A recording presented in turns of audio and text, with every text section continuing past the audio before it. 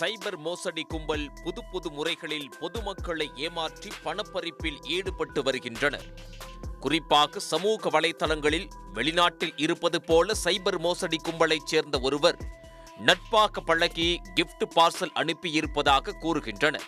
பின்னர் சுங்கவரித்துறையில் இருந்து கால் செய்வதாக சம்பந்தப்பட்ட நபரிடம் பேசி கிஃப்ட் பார்சலில் சட்டவிரோத கரன்சிகள், போதைப் பொருள், புலித்தோல் போன்ற பொருட்கள் இருப்பதாகவும் உடனடியாக சுங்கவரி தொகையை செலுத்த வேண்டும், இல்லையென்றால் கைது செய்யப்படுவீர்கள் என கூறி பொதுமக்களிடம் லட்சக்கணக்கில் பறிப்பதை வாடிக்கையாக வைத்திருந்தனர்.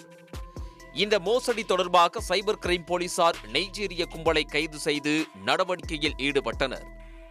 இந்த நிலையில் இதுபோன்ற மோசடியில் ஈடுபட்ட 2 நைஜீரியர்களை மீண்டும் டெல்லியில் வைத்து சென்னை மத்திய குற்றப்பிரிவு சைபர் கிரைம் போலீசார் கைது செய்துள்ளனர்.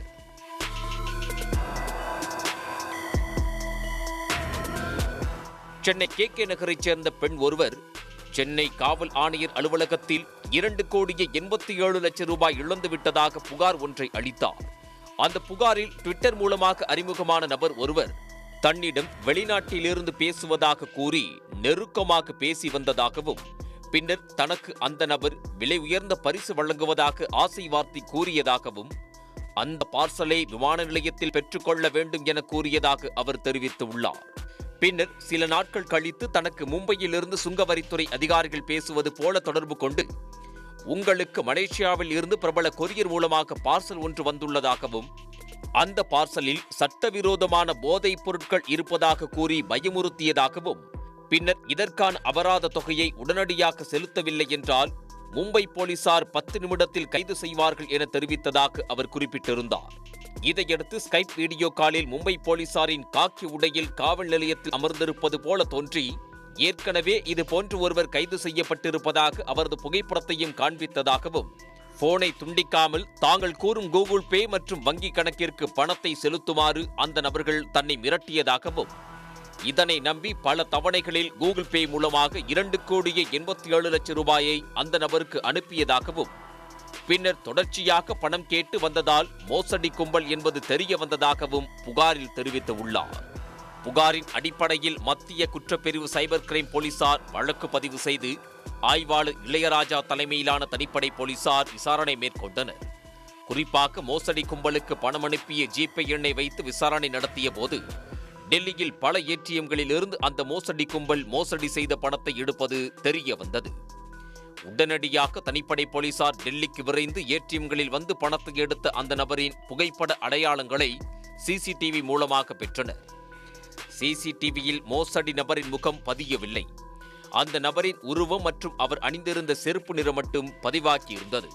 அந்த துப்பையே தங்களுக்கு சாதகமாக்கிக் கொண்ட போலீசார் மோசடி செய்யும் பணத்தை மோசடி நபர்கள் எடுக்க வரும் 20 ஏடிஎம்களின் வாசல்களில் காத்திருந்துள்ளனர். சுமார் 10 நாட்களாக காத்திருந்த நிலையில் அதே செருப்பை அணிந்து பணம் எடுக்க வந்த 2 நைஜீரியர்களை சென்னை தனிப்படை போலீசார் சுற்றி வளைத்து கைது செய்தனர்.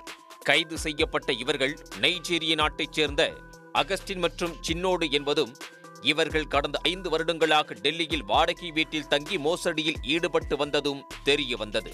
மேலும் இவர்களிடம் நடத்திய விசாரணையில் பல திடுக்கிடும் தகவல் வெளியானது.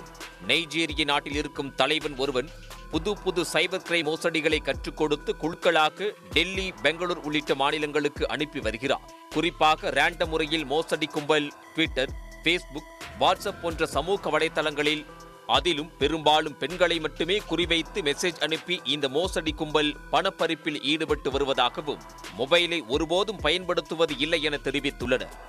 விலை உயர்ந்த பொருள் அனுப்புவதாக கூறிவிட்டு பின்னர் வெளிநாட்டு கரன்சிகள், போதைப் பொருள் இருப்பதாக கூறி போலீசாரை போல பேசி மோசடி செய்வதை வாடிக்கையாக வைத்துள்ளனர்.